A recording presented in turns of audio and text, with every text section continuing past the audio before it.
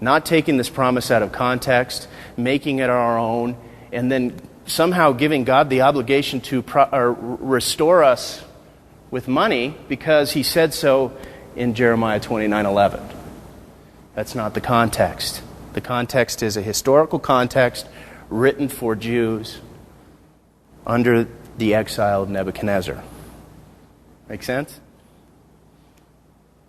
So what's the history? This is a big one. This is one we all have trouble with. Certainly I do. We try to apply a 21st century context to a... You want to do something with this? I don't either. Newfangled phones. There we go. It's your husband, Andrea. So we try to apply a 21st century context to the Bible, right? And really, not only do we do injustice to the text, but we also miss things that are really important. Things that we may not, or that we may overlook, like the role of women, right? We try to apply this 21st century context of the role of women to first century Judaism. And we miss some things, like, for instance, in Mark 16:1-8, where women are the ones that discover the empty tomb, right? So what?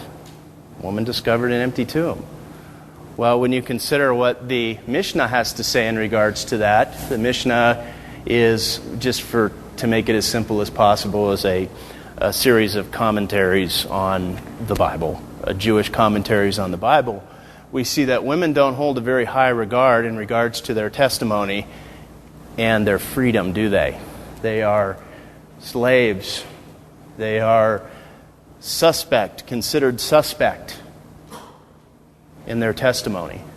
So when we read a first century context into it, the fact that the women discovered the tomb takes on a whole new meaning. And I know we realize that. Now, we don't want to read too much into that, because women did not have this, horrible role in Judaism. And certainly we see that they held active roles. We see that in Proverbs 31 that is talking about women doing business. I mean, they have some roles. But when it came to testimony, they were considered not particularly good witnesses. So, taking that into account, how about homosexuality, or sex in general, but homosexuality? The one I hear all the time is, hey, Jesus never talked about homosexuality. If it was so bad, why'd he talk about it? Well, applying a first century context to it, was homosexuality a problem that Jesus was talking about when he's speaking to Jews where homosexuality carried the death penalty? He was talking to Jewish people in a context where if you were a homosexual, you were killed. So Jesus didn't address it because it wasn't an issue to the people he was talking to. Now, we do see other people address it in the Bible when you start to see people like Paul moving to the Gentiles, where it was an issue, and you see it covered. So historically, the reason why Jesus never covered it was because in the first century, it wasn't an issue that he was covering. And then this individual freedom thing, right? We're real big in America on our individual freedom. Good old-fashioned American freedom, this personal boyfriend mentality that we have, that Jesus is going to do something for me. In fact, maybe by providence, I turned on the TV this morning and Joel Osteen was on. And he was talking about how we can speak prophecy into our life. So basically, all he's done is added some piety behind it, but he's saying the power of positive thinking, isn't he?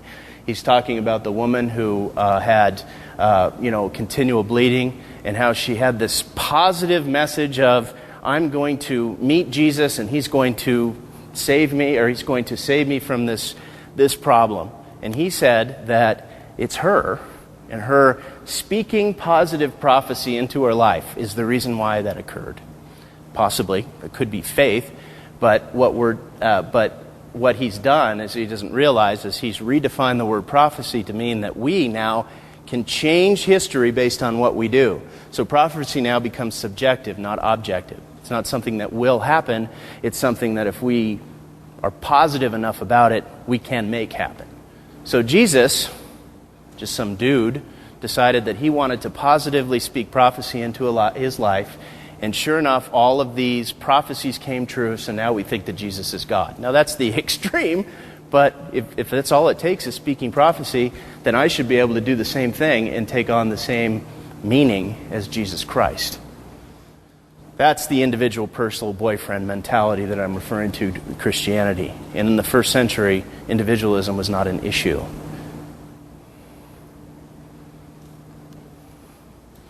I'm like way behind here.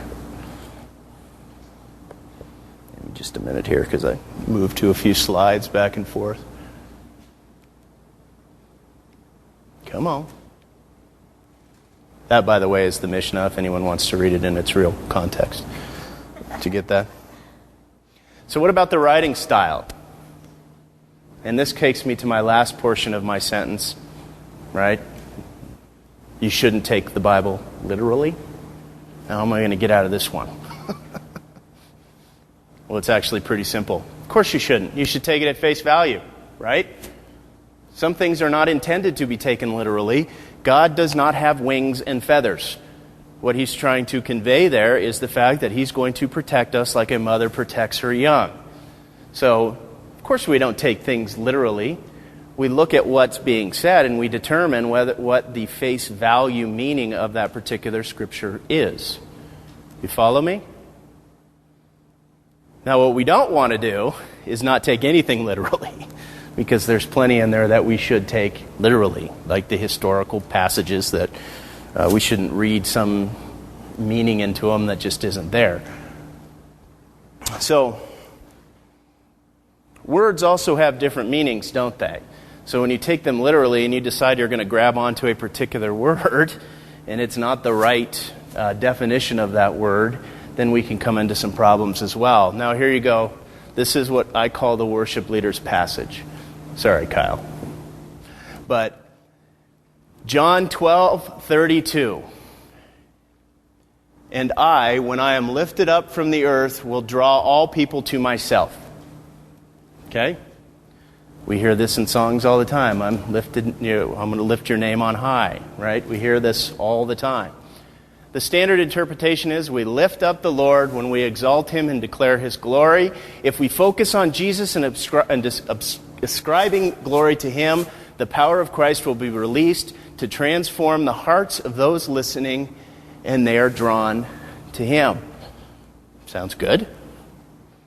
I don't see any problem with that. Do you? Anybody read the next verse? He said this to show by what kind of death he was going to die. So are we to say that when Kyle plays music, we're killing Jesus? Because that would be the context that worship leaders use it in. Kyle's never done this, by the way. I should get him off the hook. So the context of this passage, when you use the word lift up, which is the same word as exalt, Jesus is talking about physically being lifted up on the cross. He's talking about the manner by which he's going to die, and when he dies, he's drawing people to himself. This is a beautiful picture of the atonement. It's not about worshiping with our hands in the air.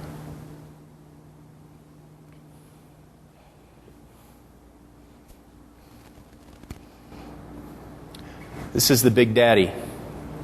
James 2:14. We are justified by works. And you notice my subheading here, salvation versus proof. Now we talked in Romans 8:28, we have this word justification in there. So the word justification takes on different meanings. Is it salvation? Or is it proving, justifying? Like if you came up to me and said that I'm a horrible sinner and I, in anger, say, I don't need to justify myself to you. I don't have to prove myself to you. What is the context here? So let's never read a Bible verse. Certainly this is what the Jehovah's Witnesses do. This is what the Roman Catholics do. This is what the Mormons do. They read in James 2, you see that a person is justified by works and not by faith alone. So Roman Catholics say, no, you're saved by faith alone. But if you want to keep your salvation, you need to work. Mormons And Jehovah's Witnesses would say that you are saved by works. In fact, I have a friend that's a good friend who's a Mormon who sent me their statement of faith. And verse 5 in their statement of faith says that you are saved by adherence to the law, through the sacraments, baptism. I use the sacraments, I know it's a Catholic word, but I think you kind of understand baptism, communion, things like that, and faith in Jesus. So if you don't have any of those, you're not saved. So instead of reading a Bible verse, let's read the passage. Now this is a long one. We're going to break it up into the two different paragraphs and see if we can kind of come to some sort of conclusion as to what James is talking about here. Now understand that even Martin Luther had trouble with this one. He hated this. He hated James. And I think it's because he understood him. So let's start from the top of the paragraph.